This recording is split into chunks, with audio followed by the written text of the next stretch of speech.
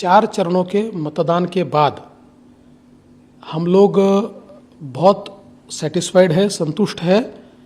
हमको ये लगता है कि लोगों ने भरपूर समर्थन मोदी जी को और हमारे महायुति को दिया है।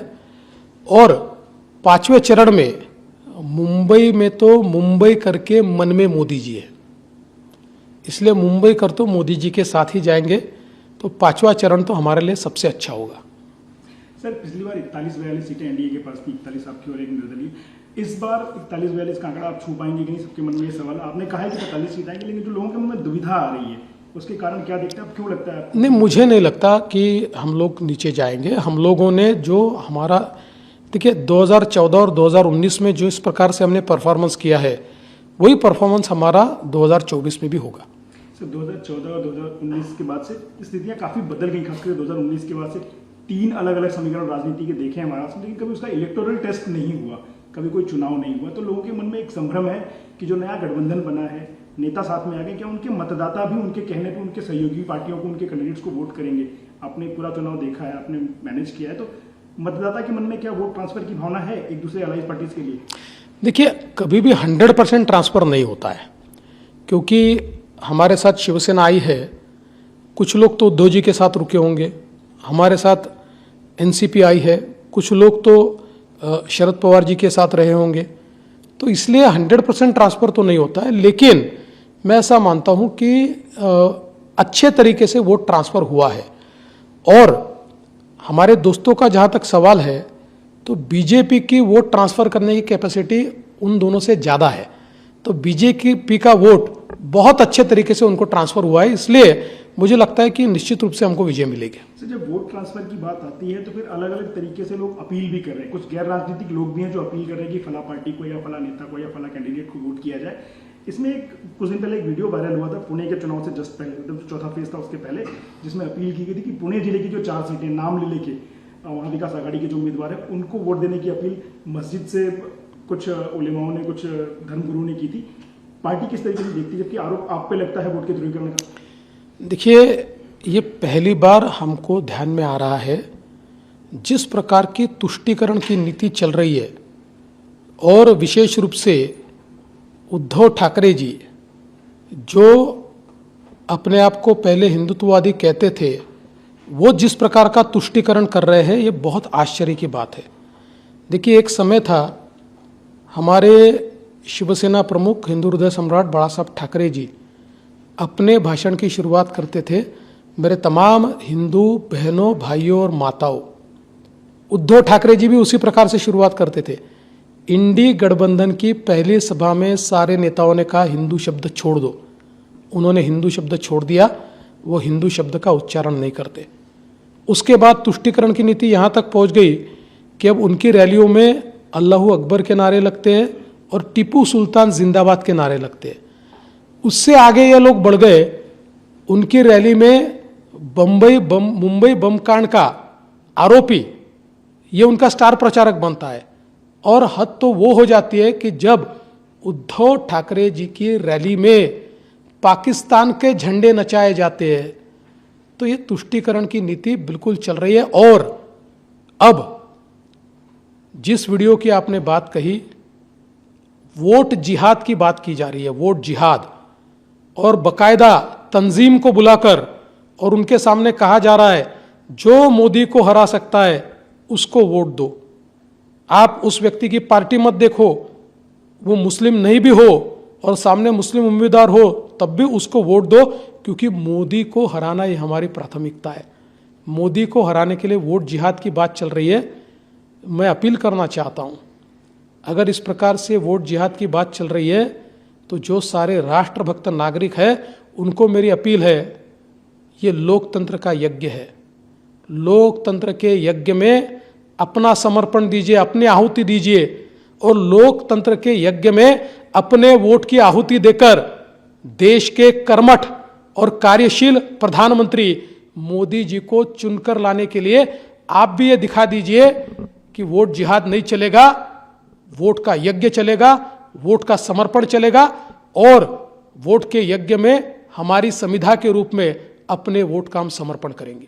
आज मोदी जी की सभा है मुंबई में एनडीए के कैंडिडेट के समर्थन में, और साथ ही आज इंडिया अलायंस की भी एक सभा बीकेसी में हो रही है, जिसके कुछ पोस्टर्स दिखे हैं जिसपे बाला साहब ठाकरे की फोटो है और नीचे हाथ के पंजे के निशान और अपील है कि कांग्रेस को वोट दें। तो बाला साहब ठाकरे के उस बयान को लोग याद कर रहे हैं सोशल मीडिया पर, बाकी जगहों पे, कि अगर कांग्रेस की तरफ मेरा पार्टी जाती है, मेरी पार्टी कांग्रेस की विचार मैं अपनी दुकान बंद कर दूंगा। उस पोस्टर्स को और आम आदमी हाथ के पंजे को वोट देने की जो अपील है कैसे देखते हैं आप? देखिए, जो प्रधानमंत्री जी उद्धव ठाकरे की सेना को नकली शिवसेना करे या नकली सेना करे, इसका कारण ही है उद्धव ठाकरे जी बाला साहब के संपत्ति के उत्तराधिकारी है, विचारों के उत्तराधिकारी नहीं है। क्योंकि जिस प्रकार की सारी चीज़ें मैंने आपके सामने रखी, ऐसा बाला साहब कभी होने नहीं देते। और बाला साहब ठाकरे ने बहुत स्पष्ट शब्दों में ये कहा था, जिस दिन कांग्रेस के साथ जाने की नौबत मेरे पास आएगी, मेरे शिवसेना की दुकान मैं बंद कर दूंगा, ऐसा उन्होंने कहा था। अब उनके बेटे ने कांग्रेस के साथ हाथ तो मिला लिया, पोस्टर पे पंजा। और सबसे बड़ी बात यह है कि अब उद्धव ठाकरे जी बहुत फक्र के साथ कहते कि मातोश्री के इलाके से कांग्रेस की उम्मीदवार खड़ी है, मैं उसके पंजे का बटन दबाने वाला हूं। ये बाला साहब ठाकरे जी के विचारों के उत्तराधिकारी नहीं है, ये उनके विचारों को तोड़ने वाले, ठेस पहुंचाने वाले व्यक्ति है। मातोश्री के इलाके से आपके कैंडिडेट उज्जवल निकम है, 26/11 के मामले में स्पेशल पब्लिक प्रोसिक्यूटर थे, उन्होंने कन्विक्शन भी दिलाई और एक बहुत बेदाग छवि के वकील माने जाते रहे। लेकिन उन पे जो आरोप लगाए गए कि 26/11 के असली हमलावर जो थे, साजिशकर्ता जो थे, उनके नाम उन्होंने छिपाए, अब प्रत्याशी बनने के बाद उनके ऊपर जो आरोप लगाए जा रहे हैं, कहीं ना कहीं पाकिस्तान को एक परसेप्शन बिल्डिंग में फायदा कर रहे हैं। आप कैसे देखते हैं? मुंबई में इतनी डेस्परेट कोशिश हो रही है। देखिए, मैं ऐसा मानता हूं कि ये बहुत ही ऊंची राजनीति है। 2008 की घटना है, जब मुंबई पर कसाब और 10 आतंकवादियों ने हमला किया था। 2008 से लेकर 2014 तक देश में भी और प्रदेश में भी कांग्रेस की सरकार थी। और आज चलकर चुनाव की राजनीति के लिए और वोटों के तुष्टीकरण के लिए ये लोग उज्जवल निकम जैसे व्यक्ति पर आरोप लगा रहे हैं। उज्जवल निकम उस व्यक्ति का नाम है जिसने मोदी जी की मदद से अमेरिका में जाकर डेविड हेडली की जो साक्ष्य है उसको रिकॉर्ड करके, उसको ऑनलाइन करके, और उसके माध्यम से पाकिस्तान ने किस प्रकार से ये प्लॉट तैयार किया और कसाब किस प्रकार से दोषी है, ये कैसा षड्यंत्र था, इस प्रकार से पूरे पाकिस्तान को इंटरनेशनल कम्युनिटी के सामने एक्सपोज किया। हमारे कोर्ट ने निर्णय दिया, हाई कोर्ट ने उसको कायम रखा, सुप्रीम कोर्ट ने कायम रखा और कसाब को फांसी मिली। इनको चिंता हमारे शहीदों की नहीं है। जब ये ऐसी बात करते हैं तो जिन्होंने हमारे लिए शहादत दी, चाहे वो हेमंत करकरे जी हो, चाहे वो हमारे तुकाराम ओंबळे हो, चाहे हमारे कामटे जी हो, चाहे सड़सकर जी हो, इन सबकी शहादत पर एक प्रश्न खड़ा करने का काम कांग्रेस कर रही है। इससे शर्मनाक बात कोई हो नहीं सकती। इस चुनाव ने स्पष्ट कर दिया है, कांग्रेस पार्टी और इंडिया अलायंस अजमल कसाब के साथ और हम लोग उज्जवल निकम के साथ। सर, एक इमोशनल कॉन्स्टेंट है, सारे जो मतदाता हैं उनके मन में, खास करके जो हिंदुत्ववादी राजनीति की बात करने वाले मतदाता थे या जिनको आप लोग प्रभावित करते थे, शिवसेना और बीजेपी कभी उनके लिए दो अलग अलग मुंबई में कम से कम नहीं हुआ करती थी। उनके लिए एक बड़ी चुनौती है कि जब शिवसेना उद्धव बाला साहब ठाकरे पार्टी और शिवसेना एकनाथ शिंदे जी की और आप लोग आपस में एक दूसरे के खिलाफ बयानबाजी करें, तो हिंदू मतदाता जो है, जो अपने आपको हिंदू मतदाता के तौर पर आप भी उनको कहते थे और वो भी मानते थे, उनका जो इमोशनल क्वेश्चन है इस समय, जो बहुत भावनात्मक रूप से वो अपने आपको गिरा हुआ पा रहे हैं, उनके लिए क्या कहना चाहेंगे? देखिए, साफ बात यह है, उद्धव ठाकरे जी को हिंदू वोट चाहिए ही नहीं। उन्होंने यह स्पष्ट कर दिया है कि मैं केवल मुस्लिम मतों के तुष्टीकरण से चुनकर आने वाला हूं। उसी प्रकार की उनकी करतूतें आज हमको दिखाई पड़ रही है। कांग्रेस से ज़्यादा तुष्टीकरण उद्धव ठाकरे जी कर रहे हैं, तो उनको कहाँ चिंता है।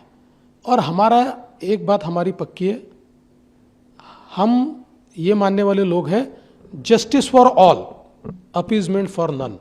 हमारी जस्टिस में हिंदू भी आते हैं, मुस्लिम भी आते हैं, सिख भी आते हैं, क्रिश्चियन भी आते हैं, बौद्ध भी आते हैं, सारे लोग आते हैं। पर हम किसी के अपीजमेंट नहीं करेंगे, क्योंकि ये देश टूटा, इस देश का बंटवारा केवल अपीजमेंट के कारण हुआ है। हम दूसरा बंटवारा इस देश का नहीं होने देंगे। लेकिन वोटों के लालची फिर एक बार उसी अपीजमेंट के भरोसे इलेक्शन जीतना चाह रहे हैं, हिंदुओं के ध्यान में आ रहा है। सर, देश में राजनीति के चाणक्य अमित शाह जी कहे जाते हैं। प्रदेश में एक समय था जब शरद पवार को बहुत बड़ा प्लेयर माना जाता था, जो राजनीति में पासे इधर से उधर किया करते थे, लेकिन अब वो टैग आपके साथ जुड़ता जाए और आप महाराष्ट्र की राजनीति के सारे मोहरों को इधर उधर करते हैं। इस बारे में लोगों के मन में एक हमेशा भावना रहती है कि आप इस समय वो ग्रैंड मास्टर हैं जो पूरे महाराष्ट्र के सारे को इधर से उधर कर रहे हैं। ये जो छवि आपकी बनती जा रही है महाराष्ट्र में चाणक्य की, इसको लेकर कभी असहज महसूस करते हैं आप? क्योंकि एक तरफ राष्ट्रीय चाणक्य अमित शाह जी हैं और प्रदेश में आपको कहा जा रहा है। देखिए, मैं कोई चाणक्य नहीं हूँ और मैं राजनीति की शतरंज को खेलना वगैरह ये सारी बातें मैं करता नहीं हूँ। मैं मेरी पार्टी का बहुत लॉयल सोल्जर हूँ और अपनी पार्टी के लिए सर्वस्व दे सकता हूँ, और वही मेरी ताकत है कि जो ऐसे वातावरण में भी मुझे जिंदा भी रखती है और मुझे विजय भी देती है।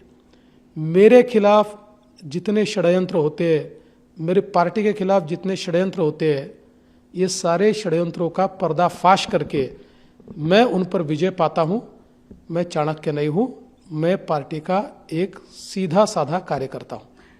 जो भी लोग आपसे जुड़े रहे हैं सालों से, कई दशकों से, मुंबई के खास करके, उनके मन में एक भावना थी कि जब हिंदुत्व के नाम पे शिंदे साहब आपके साथ आ ही गए थे, भाजपा भी थी, मजबूत थे दोनों, सरकार स्थायी थी, तो ऐसे में अजीत पवार को साथ लेने की जरूरत क्या थी?